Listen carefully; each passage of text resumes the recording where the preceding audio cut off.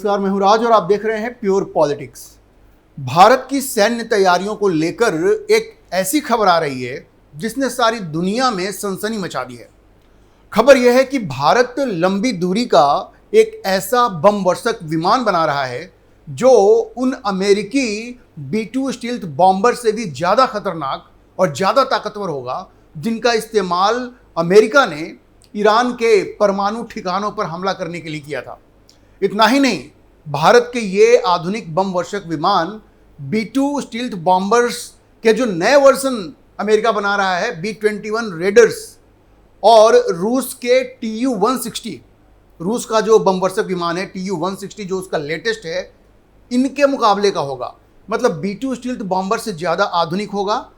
उसका जो नया वर्जन बन रहा है B-21 रेडर्स, उनके मुकाबले का होगा, और रूसी Tu-160 के मुकाबले का होगा। तो आप सोचिए कि भारत बिल्कुल ऐसा बम वर्षक विमान बना रहा है जो दुनिया में किसी से कम नहीं होगा। वो अमेरिकी और रूसी बम वर्षक विमानों, स्ट्रेटेजिक बॉम्बर्स के मुकाबले का होगा।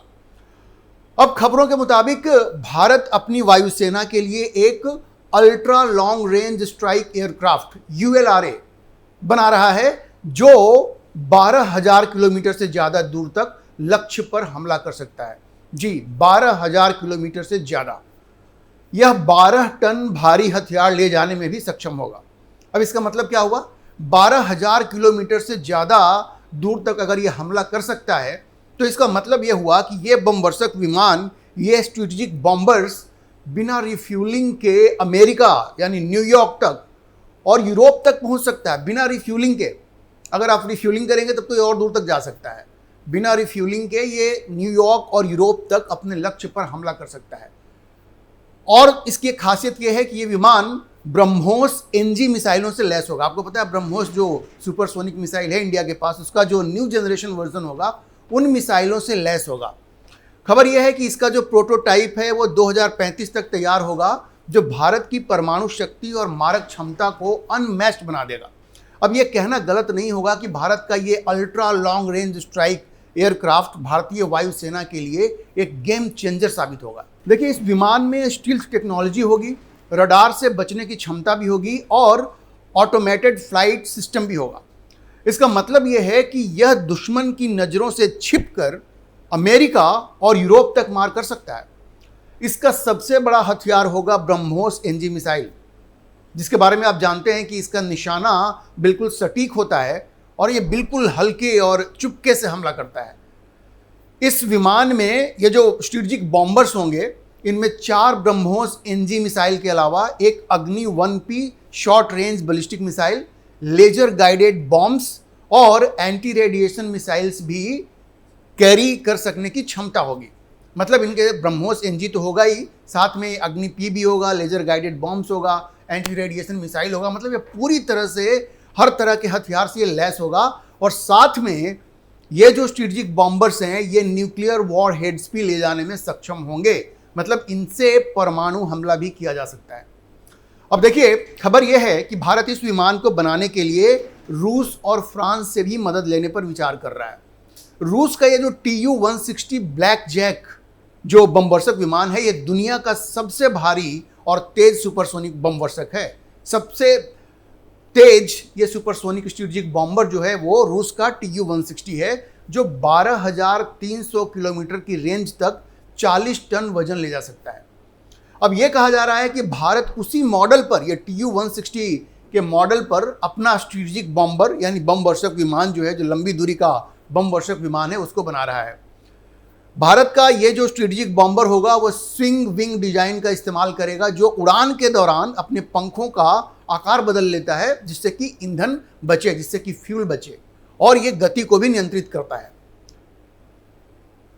अब देखिए, खास बात यह है कि भारत का ये जो अत्याधुनिक स्ट्रेटेजिक बॉम्बर होगा, इसकी रेंज अमेरिकी B-21 जो रेडर है, जो B-2 स्टील्थ बॉम्बर जिससे ईरान में हमला हुआ था, उसका नया वर्जन है, उससे भी ज़्यादा होगा। B-21 रेडर से ज़्यादा होगा, क्योंकि B-21 रेडर का रेंज जो है वो 9,300 किलोमीटर है, लेकिन ये भारत का जो स्ट्रेटेजिक बॉम्बर है, इसका रेंज 12,000 किलोमीटर से ज़्यादा होगा। खबर यह है कि जो भारत की सरकार है, DRDO है, हिंदुस्तान एरोनॉटिक्स लिमिटेड है और जो एयरक्राफ्ट डेवलपमेंट एजेंसी है ADA, वो इस पर बिल्कुल उन्होंने काम शुरू कर दिया है। अब जैसा मैंने आपको बताया, इन स्ट्रेटेजिक बॉम्बर्स के लिए रूस और फ्रांस के साथ टेक्नोलॉजी ट्रांसफ़र की भी बातचीत चल रही है। जी, भारत उनके साथ टेक्नोलॉजी ट्रांसफ़र की बातचीत कर रहा है और खबर यह है कि इंजन के लिए या तो अमेरिकी GE414 जो तेजस मार्क 2 में इस्तेमाल किया जाएगा, या तो GE414 को यूज किया जाएगा, या फिर रूसी जो इंजन है NK-32 उसको अपग्रेड करके इस्तेमाल किया जा सकता है। ये सारी डिटेल्स मीडिया में आ चुकी हैं। अब देखिए, खबरों के मुताबिक इन विमानों की प्रारंभिक डिजाइन, जो इनिशियल डिजाइनिंग है और जो रिसर्च है, वो बिल्कुल शुरू हो चुका है। डमी मॉडल भी बनाए गए हैं। खबर यह है कि 2035 तक पहला प्रोटोटाइप तैयार करने का लक्ष्य है।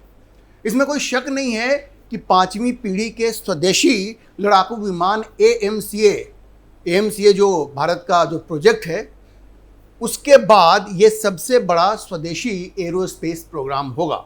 देखिए, ये भी कहा जा रहा है कि इस स्ट्रेटेजिक बॉम्बर में 2 या 4 इंजन लगाए जा सकते हैं ताकि इसको ज़्यादा थ्रस्ट मिले। या तो डबल इंजन का होगा या इसमें 4 इंजन भी लगाए जा सकते हैं, ऐसी खबर है। क्योंकि जब 4 इंजन लगेंगे तो थ्रस्ट ज़्यादा मिलेगा।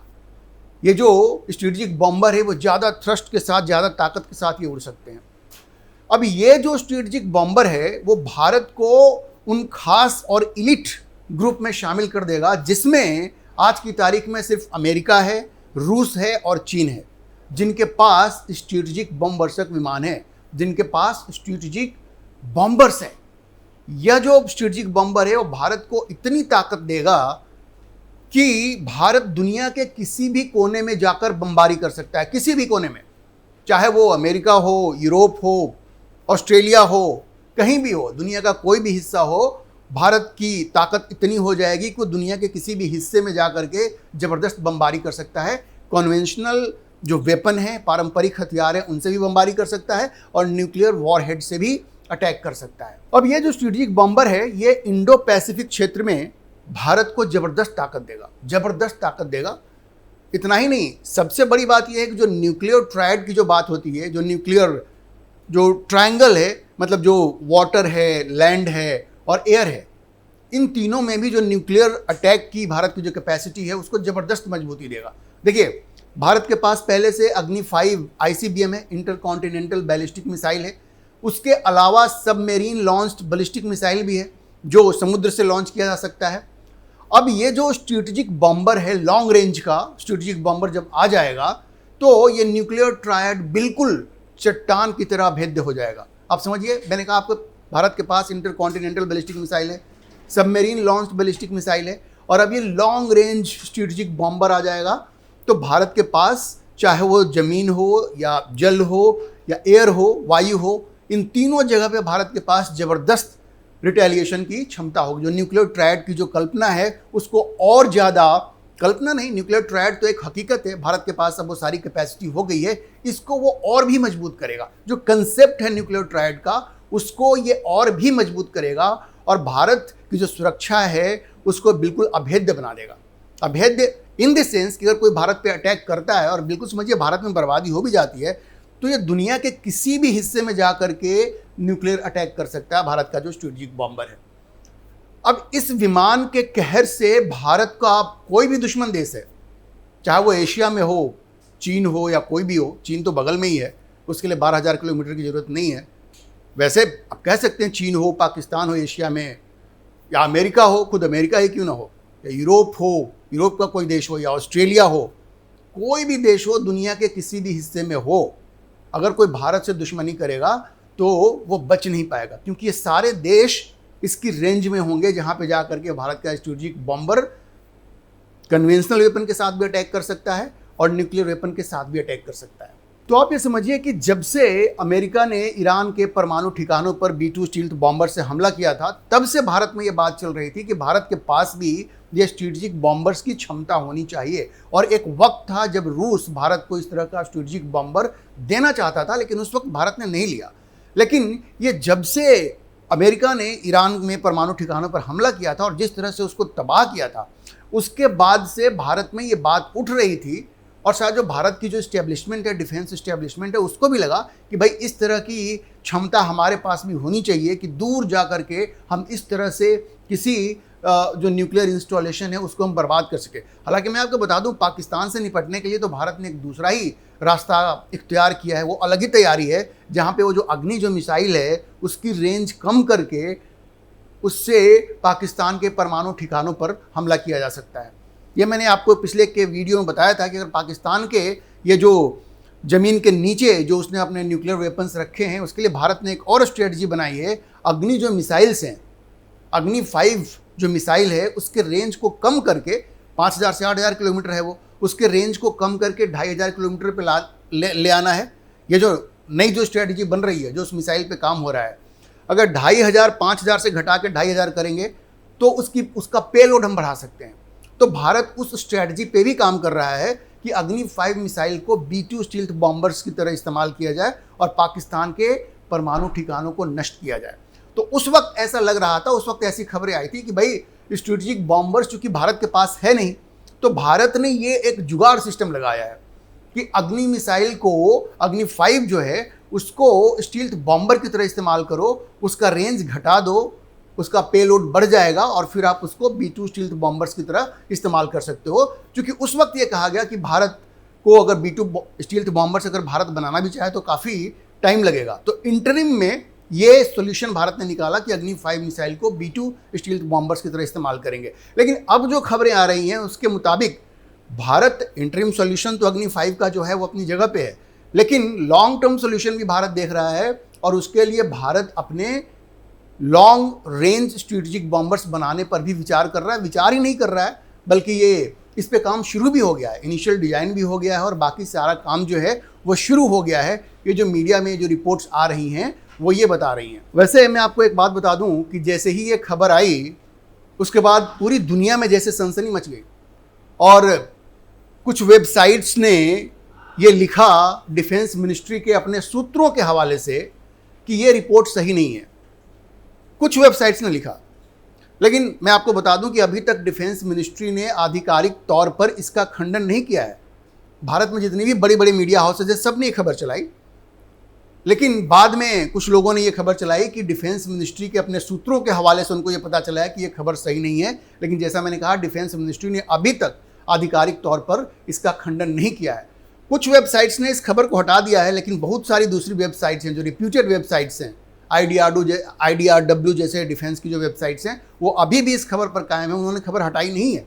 तो ये हो सकता है कि चूंकि जो खबर लगी कि न्यूयॉर्क तक मार कर सकता है और यूरोप जा सकता है, तो शायद सरकार को भी लगा हो कि दुनिया ये न समझे कि हम बिल्कुल एकदम दुनिया पे आक्रमण ही करना चाहते हैं, इसलिए हम ये स्ट्रेटेजिक बॉम्बर्स बना रहे हैं। हो सकता है ऐसी बात हुई होगी, लेकिन अभी तक डिफेंस मिनिस्ट्री ने या किसी भी सरकारी इंस्टीट्यूशन ने इसको ऑफिशियली डिनाई नहीं किया है। लेकिन ये अपडेट था, मुझे लगा आपको बताना चाहिए। अभी के लिए इतना ही। हम इस खबर पर नज़र बनाकर रखेंगे और आपको अपडेट करते रहेंगे। आप इस मुद्दे पर क्या सोचते हैं, कमेंट बॉक्स में अपनी राय जरूर लिखें।